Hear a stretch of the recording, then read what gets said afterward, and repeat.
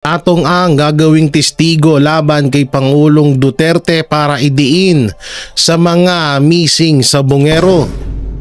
At ito yung isabong ni Atong ang ay pinag-iinteresan pala kapalit ng pagtestigo niya kay Pangulong Duterte, laban kay Pangulong Duterte. Aba, eto, malupit tong mga pag-uusapan natin ngayon. Eto ba ay totoo? So alamin ho natin yan, no? At Senator Bato de la Rosa may komento na mapatungkol dito sa missing sa Bungero na pilit idinidikit sa nangyaring war on drug ni Pangulong Duterte.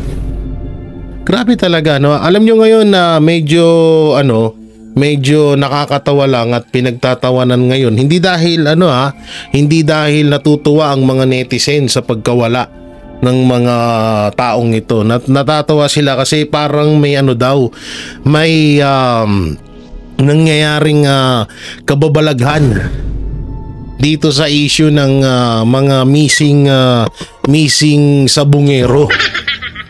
Hindi ko lang alam kung ano ba tong sinasabi nila na to, no? Kahit din ako medyo nagtataka, pero dito may isang interview dito ang namuno sa paghahanap ng mga buto nitong mga sabungero na di umano ay itinapon diyan sa Taal Lake. At ngayon may mga nakita na naman nga sila.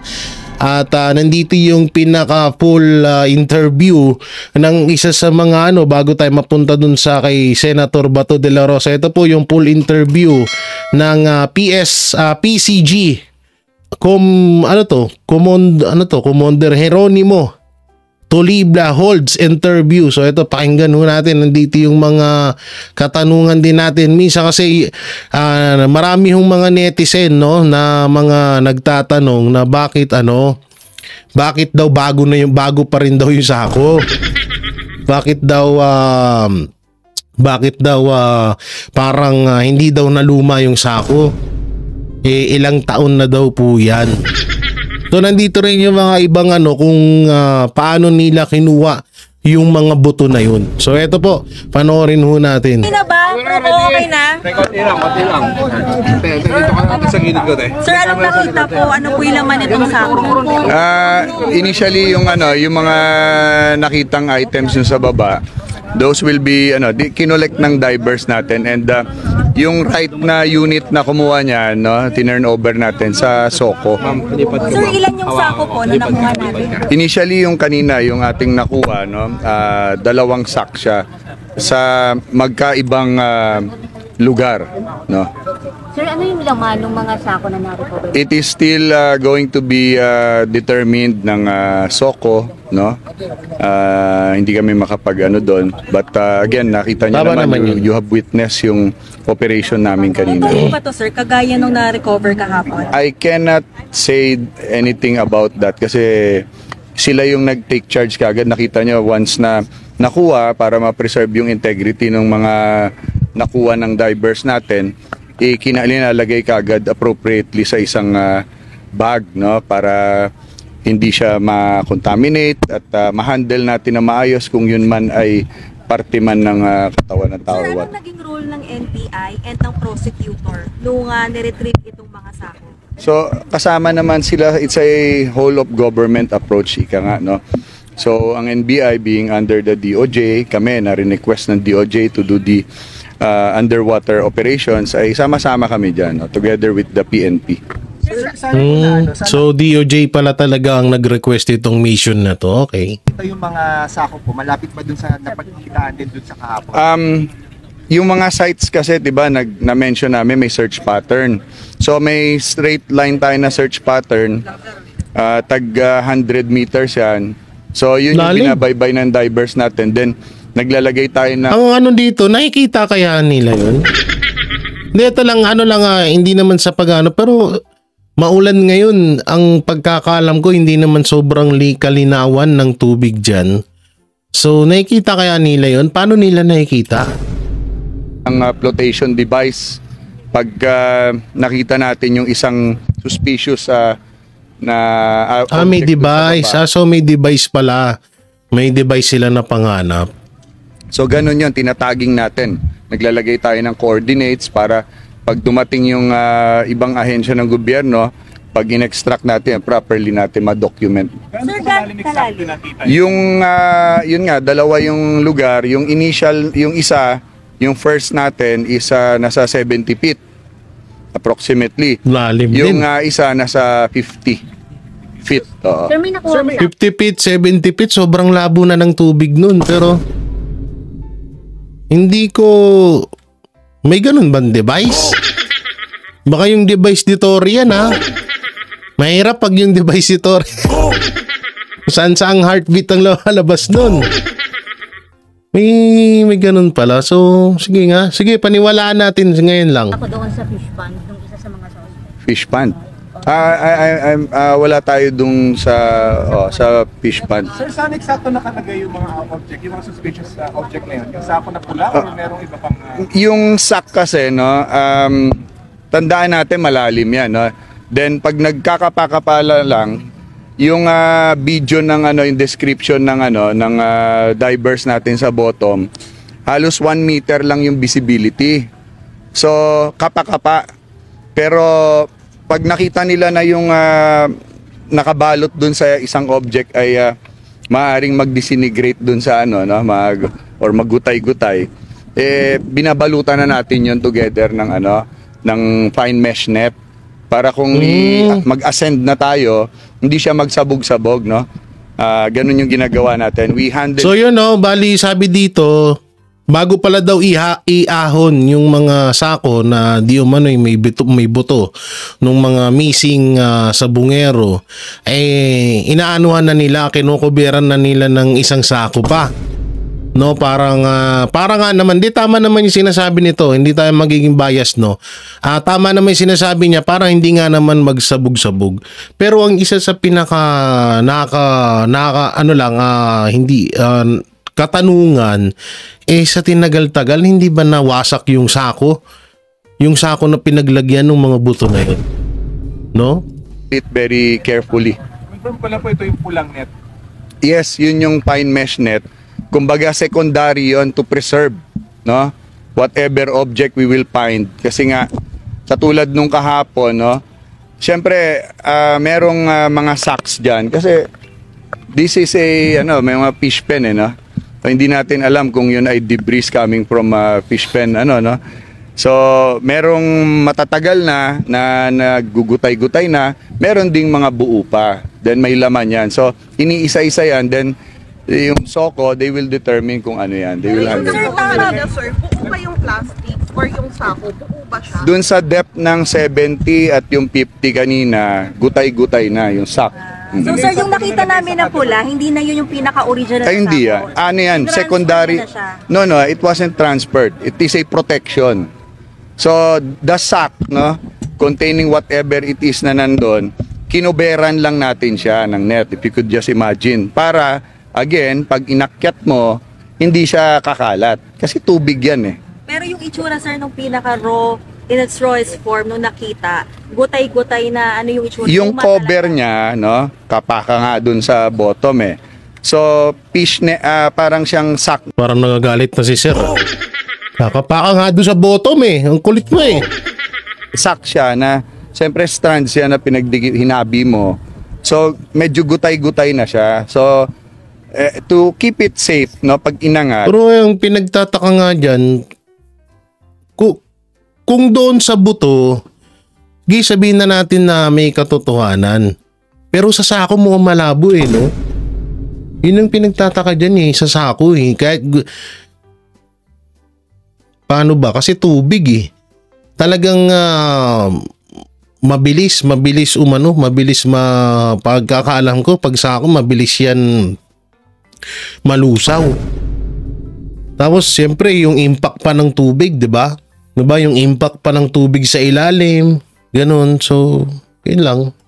iniibabawan natin siya nung fine mesh net para ma-preserve mo. Kasi kung iangat mo yan in a 70 feet na depth, paakyat, maaaring mawala na yan, no? Magsabog-sabog if you imagine what I'm trying to explain. Kami pa po na nilagay sa cadaver bag. Kami pa po nilagay po sa cadaver bag yung mga to. Posibleng buto. Not necessarily, but it is again to protect the integrity ng whatever object we will find there. Kasi siyempre matagal siyang nakababad, nakasok. For purposes of reporting, sir, anong katawag namin dito? Suspicious objects that we found there sa na bottom na kung titignan mo supposedly wala sa ganon na lugar. So suspicious, wala pang kasiguraduhan. Yun kung yun ba ay buto ng manok o buto ng tao. Yung nakita na bag tapos dalawa lang yung na-retrieve. Yung kasi yung situation sa bottom sa sobrang labo ng lugar ng ilalim, yung nakikita Yun narinig nyo, sobrang labo. Tapos ang ginagawa, kapaan lang daw. So meron ba talagang gano'n na Hindi sino nakakaalam dyan? Comment nyo nga. Hindi ako na magdat pala, nag-research muna ako. Hindi kasi nakakapagtaka kasi talaga. Ang hirap din nun, kawawa din tong mga to. Ang hirap, kapaan talaga. Divers, minsan dahil you're using their hands lang, at linalapit pa talaga nila yung kanilang sarili dun sa hindi mo siya actually mabibilang kaagad. Unless otherwise, maiahon mo na siya, maiangat mo na siya bahagya. So malalaman mo na iisa lang pala. Kasi kung you imagine na ang sako nakababad ng matagal, lumulubog. May mga parts diyan na natatabunan ng lupa or ng burak. The others are makikita mong naka-appear na lumalabas. So pag in-account mo siya, akala mo minsan dalawa. But pag tinotally in-extract mo na from its yung pagkakabaon niya, kasi may burak nga, iisa lang pala. Sir, can we confirm po na bakit po natin hindi kinuha agad yung mga na-identify kaninang umaga? Say again? Bakit po hindi po natin na-retrieve agad yung mga na-identify po kaninang umaga ng mga sako? Nagmamark muna tayo. Kasi kung nakita mo sa bottom, kailangan mo maglagay ng marker So it's a depth of that range. Kailangan maglagay ka ng para malaman mo ulit when you do the extraction. Saan dadalhin itong mga nakuha na objects? It's we Dalhin sa palengke, tapos benta. Panga mo din Wala bang dadalhin sa soko yan. Iimbestigahan ni DNA test. Ay nako. Turned it over sa soko na kita yan, diba? Kanina siguro yung And then what's next, sir? Tutuloy. Sabi ni sir na rin na alaman nyo naman siguro yung kanina, di ba? Pasimpleng balat ka, sir, ha? Ulitin natin sinabi ni sir, ulitin natin. Pakinggan niya. extraction. So, dadalhin itong mga nakuha na objects? It's we turned it over sa soko na kita nyo naman kanina siguro yung And then what's next, sir? Tutuloy araw-araw na ba itong paghahanap? Yes. As long as weather is permitting, our guys won't stop. We will try to do the best that we could para nabanggit na nga namin maibisan yung agam-agam ng mga pamilya at ng publiko. Pipilitin ng inyong Philippine Coast Guard through the effort ng Department of Justice sa amin and trust, yung trust ng lead agency. Now, we will do everything we could para ma-check natin yung bottom for whatever we could get. Sir, Saan ba yung hinahanap natin? Ilang sako? The statement na naririnig natin na may 34, may 100. So, kaya nga natin ini-inspect to really determine what's on the bottom. Sir, clarify ko lang. So, yung bagong sako kahapon doon sa unang na-recover na sako, protection lang din? That is not a news. Yung puti na nakita doon, siyempre yung sako na pinaglalabanan nung unang nakita, purong-puno na siya ng lumot.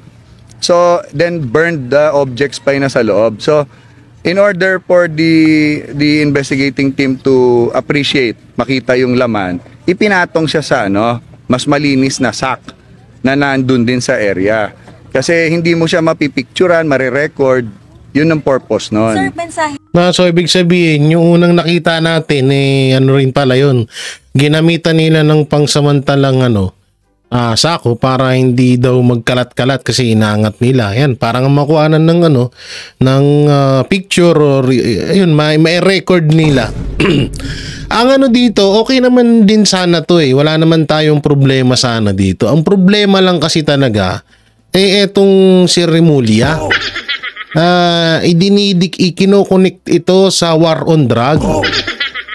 No, ikinokonek ito sa war on drug na kesyo kasali pa daw ito sa war on drug ni Pangulong Duterte. Para na naman may panibagong ebidensya na naman silang may bato kay Pangulong Duterte. Yun yung ano rito, yun yung problema. Yun yung iniisip natin dito. Excuse me, yun ang iniisip natin dito. So, yun nga sabi, ito palang tawag dito, ito palang mga sako na inaangat, inaano pa, tawag dito, nilalagyan ng pansamantalang bagong sako para ano, ewan ko lang kung pwede yung ganun Sabi naman nila, may interview naman. Malalaman natin yan sa mga ano, sabi nga nila wala namang tawag dito, wala namang sikreto na hindi na bobonyag. So ito yung balita. Tingnan naman natin ito, DNA.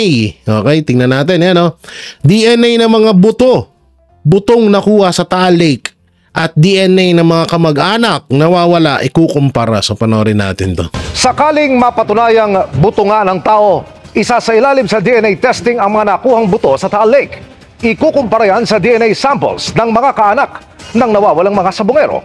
Nakatutok si Sandra Aguinaldo.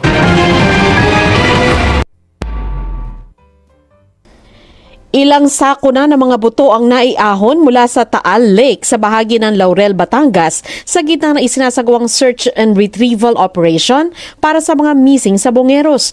Pero mga butong ito, hindi pa malinaw ngayon kung buto ba ng tao o hindi, kaya kailangan pang sumailalim sa forensics examination. Ayon sa Department of Justice, kung lalabas sa eksaminasyon na buto ng tao ang nakuha sa Taal Lake, ikukumpara ang DNA nito sa mga DNA sample na sinimulan ng kunin mula sa mga kaanak ng missing sabongeros. This will be subjected to DNA test. The DNA matching is actually... Nako, si Pogi. Delicate. Underway. Kumbaga, ang gagawin po natin, kukunan natin ng DNA sample sa mga kamag-anak ng mga nawawala. At imamatch ho natin yan sa mga DNA na makikita natin sa mga mahanap natin kung sakali. Kung hindi naman daw mag-match ang DNA, iimbestigahan pa rin kung panibagong kaso na ito ng pagpatay. Sabi rin ng DOJ, kukonsultahin nila ang forensic pathologist na si Dr. Raquel Fortun. Nakipag-ugnayan na rin ang GMA Integrated News kay Fortun at pinadala ang larawan ng unang naiahon na mga buto. Base raw sa mga litrato, mahirap daw maglabas ng konklusyon. Definitely, you cannot do a thorough examination on... Ito si forensic pathologist. Pathologist. Yan. Right. Dadalhin mo yan sa laboratory mo, most likely a morgue. Sa akin yan, pa-x-ray ko. To be sure. Kung mapapatunayang sa tao daw ang buto, sabi ni Fortun, isipin mo agad, hindi yan adult na siniksik sa sako kasi hindi kaya. So ano yan? Disarticulated, dismembered, remains, skeletal remains na ba or parts na siniksik mo sa sako. Between burning and burak, I would prefer burak kasi mahuhugasan yung buto, kung buto nga yan. Kasi kung burning yan, medyo lumalabo ang DNA testing. Sabi rin ni Fortun, handa siyang tumulong sa mga otoridad. May panawagan siya sa mga team na nagsasagawa ng retrieval operations. Sana raw ay maging maingat sila sa pagbubukas ng mga pinaglagyan sa mga buto. Ilatag mo yung body bag sa ground. Tapos kailangan mo buksan yung sako. Sige, hiwa ka ng konti, silipin mo. Pero nasa loob ng body bag. I wonder if there was even a doctor there on site or someone in charge. Sabi ng DOJ, bukod kay Julie Dondon Patigonan, meron pa silang impormante na nagtuturo kung saan maghahanap ang Philippine Coast Guard. There are other locals dumami na. Given dumadami na yung testigo. Similar information dahil lumutang nga po itong si whistleblower. Biglang nagsilabasan din dun sa local area. Merong minark ang Philippine Coast Guard na dalawang site, no, kung saan may nakapkapan na mga sako. Pinagtutulungan daw ng PNP, CIDG at NBI ang investigasyon. May prosecutor din sa lugar para sa mabilis at maingat na investigasyon. Ba? Sige.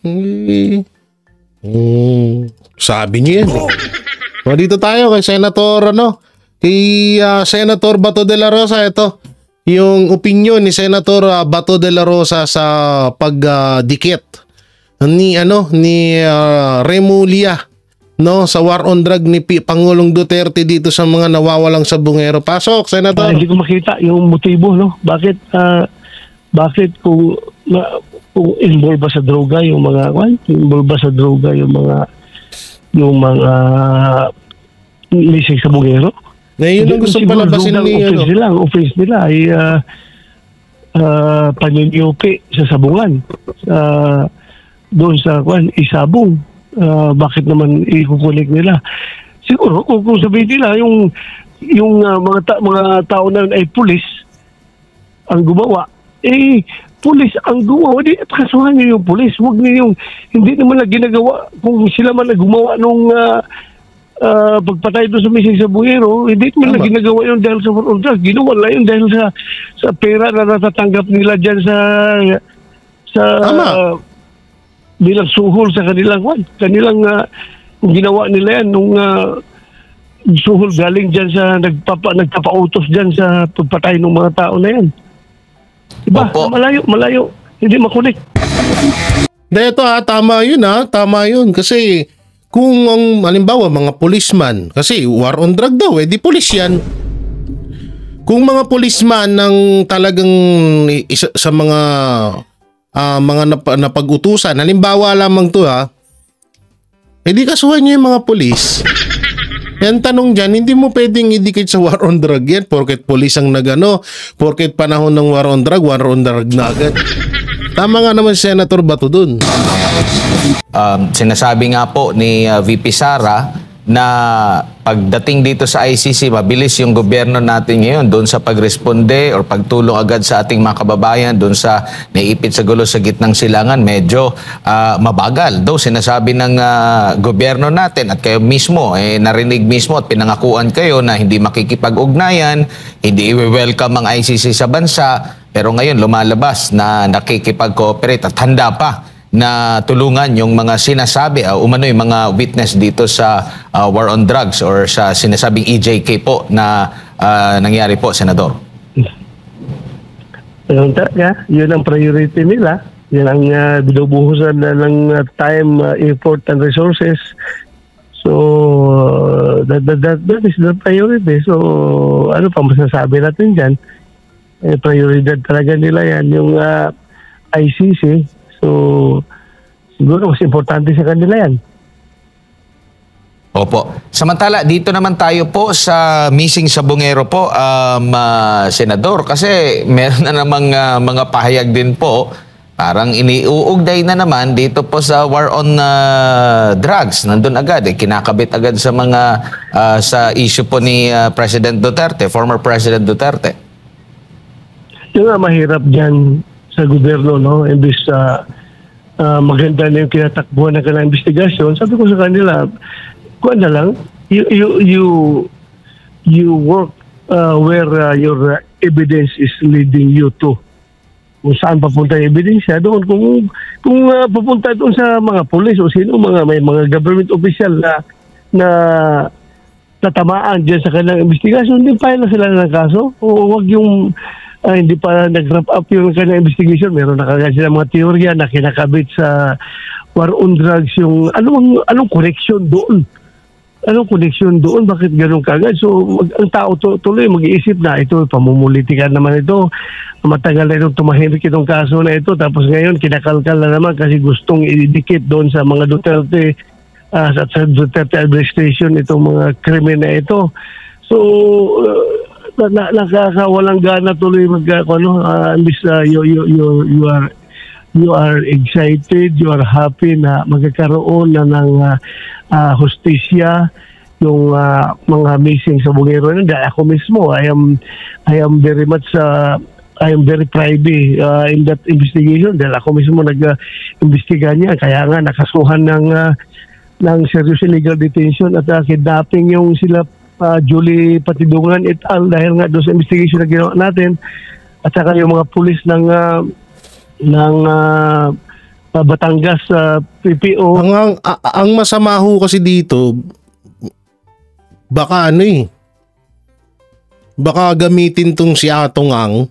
Halimbawa kung kasi may papanood tayong video mamaya sa inyo na pinag-iinteresan etong na to, etong tawag dito, etong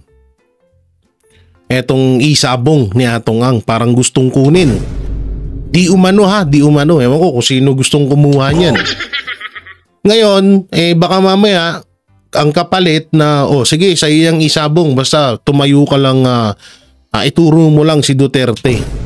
Yun yung mahirap dyan na mangyari. O kaya ito si Senator Bato de la Rosa ang ituro. Ang mga intelligence operatives na positively in-identify nung asawa, mother at kapatid nung isang yung ng pitmaster, yung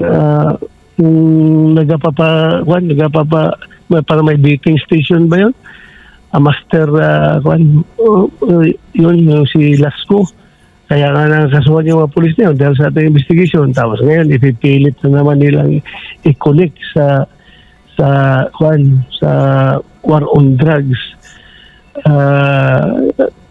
Hindi ko makita yung motibo, no? Bakit kung involved ba sa droga yung mga lising sa bungin.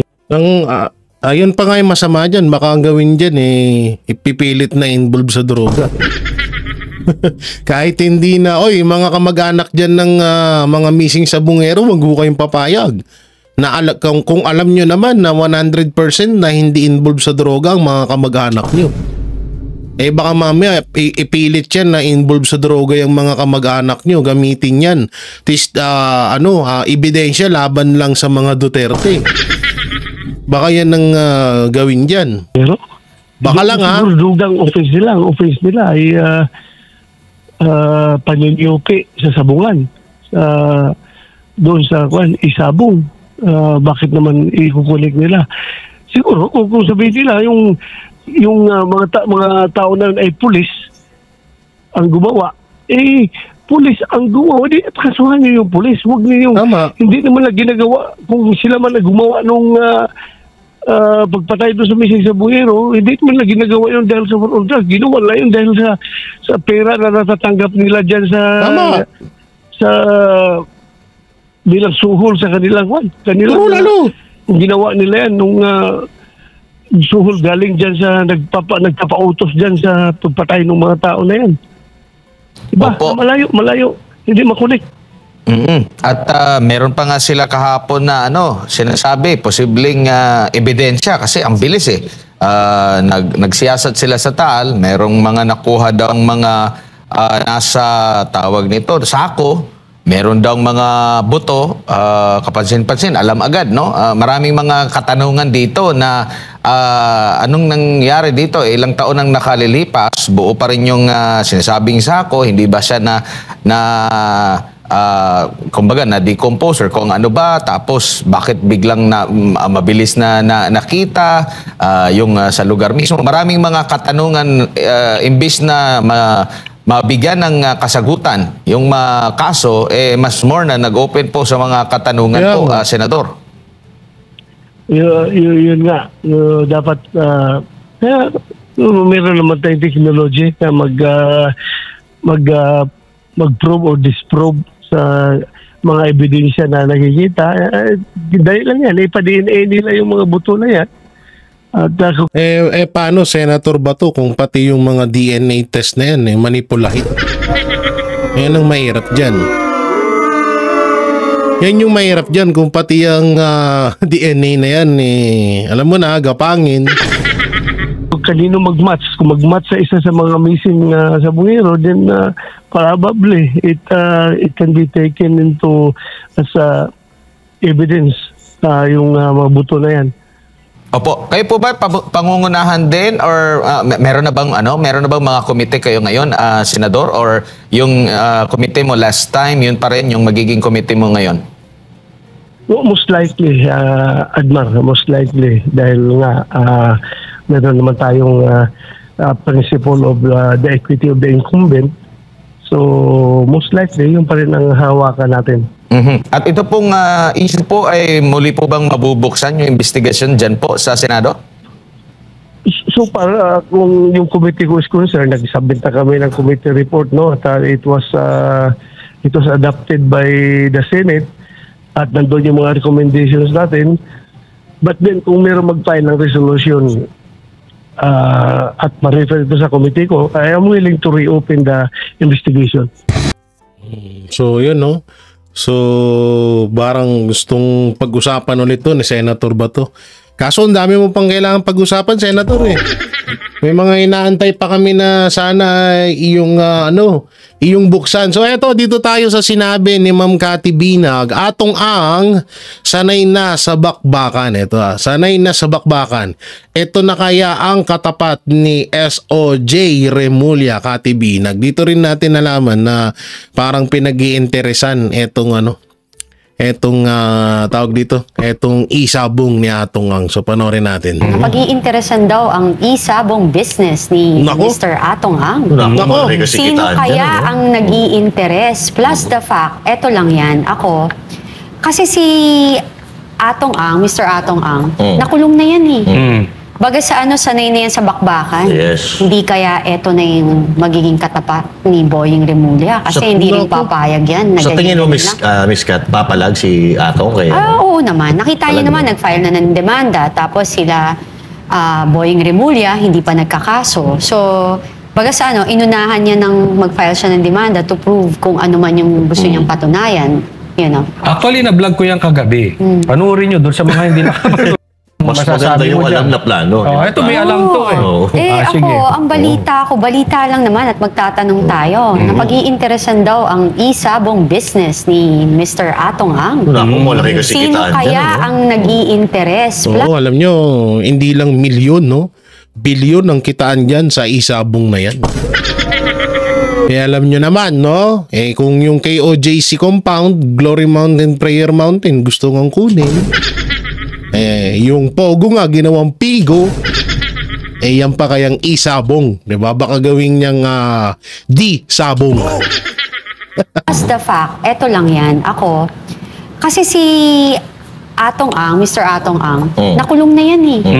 Baga sa sanay na yan sa bakbakan. Yes. Hindi kaya eto na yung magiging katapat ni Boying Remulla. Kasi hindi rin papayag yan.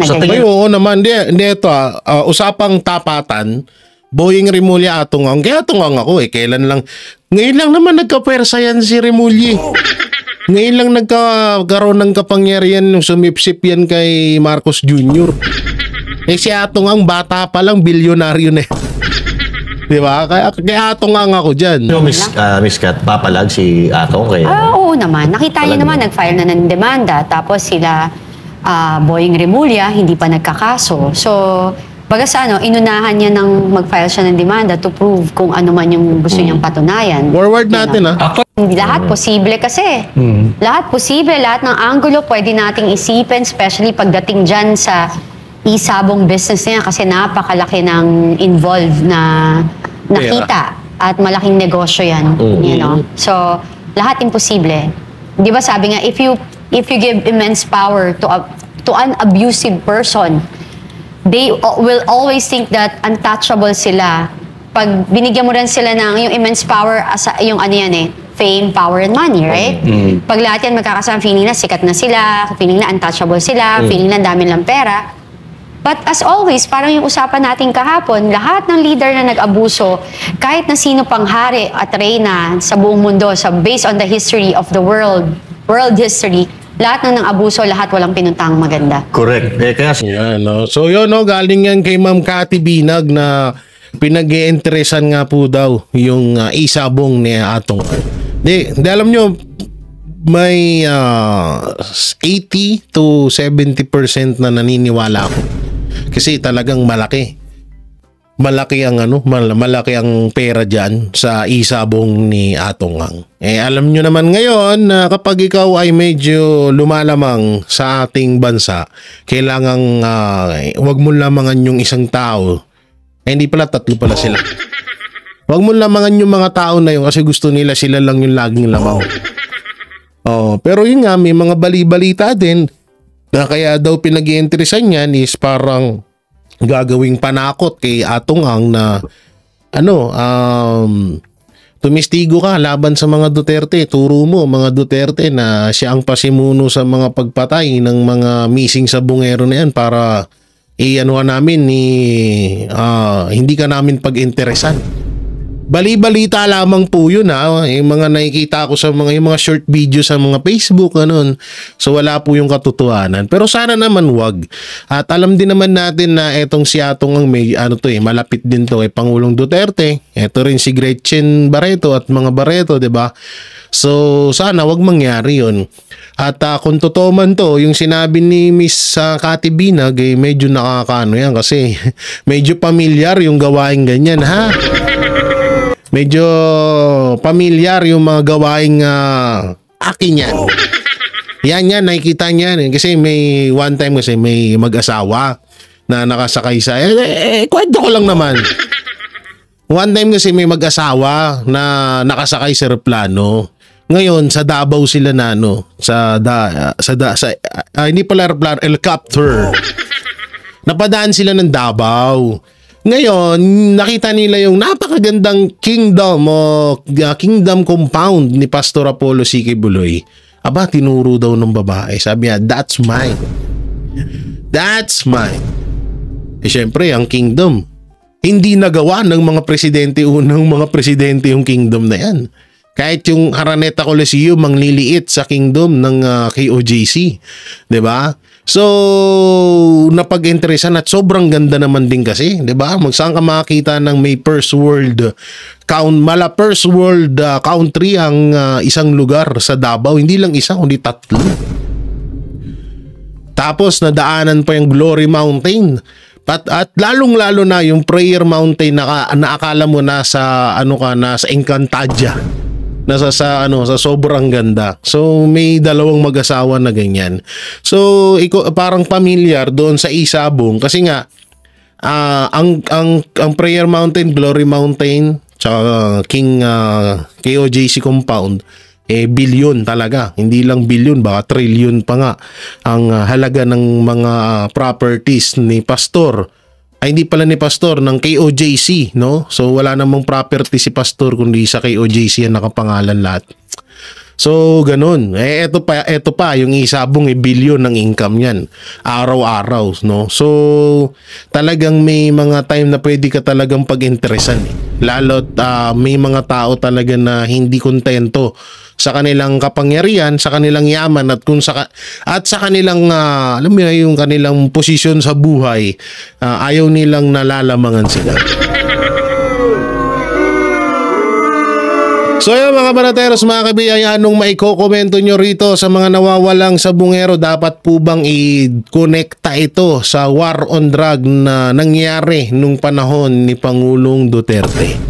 At ito ba ay talagang dapat bang tumistigo si Atong Ang laban sa mga kay Pangulong Duterte para idiin siya? So i-comment nyo lang po dyan sa baba at ano ang inyong magiging komento sa mga pinanood natin. So wag nyo na rin pakisabay na rin po ang pag-like, pag-share and join sa aking join button dyan sa aking YouTube channel, no? Maraming salamat at mega live shoutout sa lahat OFW Hero Abroad sa patuloy na pagsuporta sa Banateros Brothers and SMNI at syempre sa pamilyang Duterte at dyan na rin ang ating mga mahal na senior citizen na talagang sumusubaybay sa mga programa at mga vlogs ng brothers ng Banateros Brothers. No, utal na ako. So yun, ingat po kayo palagi. God bless and peace and bye-bye. Yan ang Banateros, walang inuurungan. Pag tama palakpakan, pag mali ay babanatan.